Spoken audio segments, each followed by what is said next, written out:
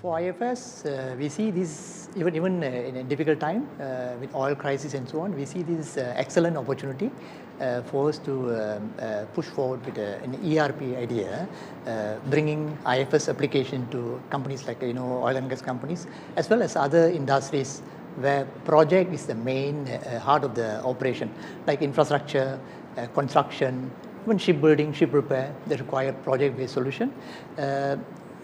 Why I say it's an opportunity? Simply because when market going a different direction, so much only you can control.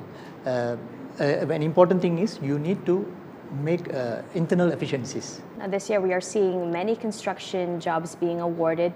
What does that mean for IFS? Are you looking to extend your client base? Yes, I think that's one of the plan. Since oil and gas industry has been hardly hit by economic crisis and oil price and so on, since we have a project-based solution, this is catered for construction and contracting sector, where we can bring in a what do you call it, agile solution that let these businesses benefit and prepare themselves to manage changes. Now with that backdrop, what kind of revenue targets have you put in place for this year? What kind of growth are you anticipating? Are you on track?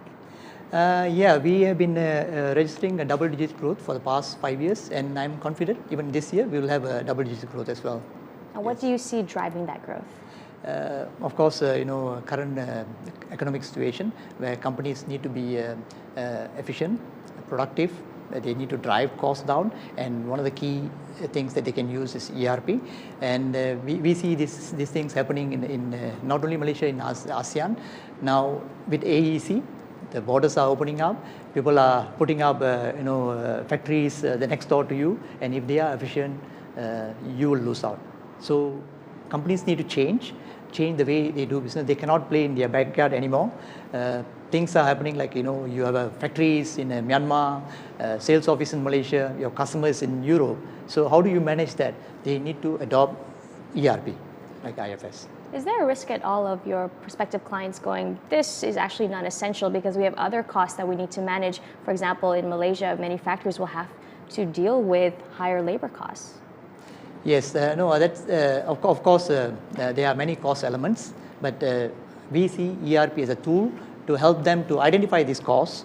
Even this happen, before it happens, they can identify it in advance and put a right corrective measure, right, to tackle these challenges. What innovation or processes are being advanced in the ERP space that you hope to apply to Malaysia? The latest thing that we are, in fact, as a ERP vendor doing is, one of the divisions within IFS R&D is called IFS Labs. They look at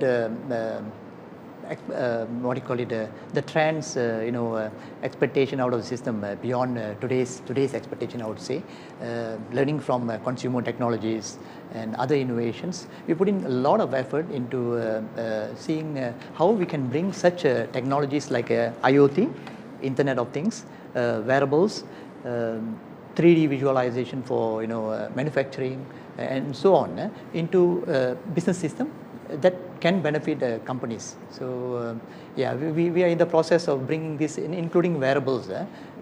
Yes. Now, Sri, for you personally, what's the coolest innovation or development in the ERP space that's really exciting you? Now I see this. I've attended IFS user conference last year in Boston, and there I saw one of the wearables, glasses is similar to Google Glasses. We are working on a technology where that incorporates information from the system to your glasses that you wear that navigates you through a shop floor.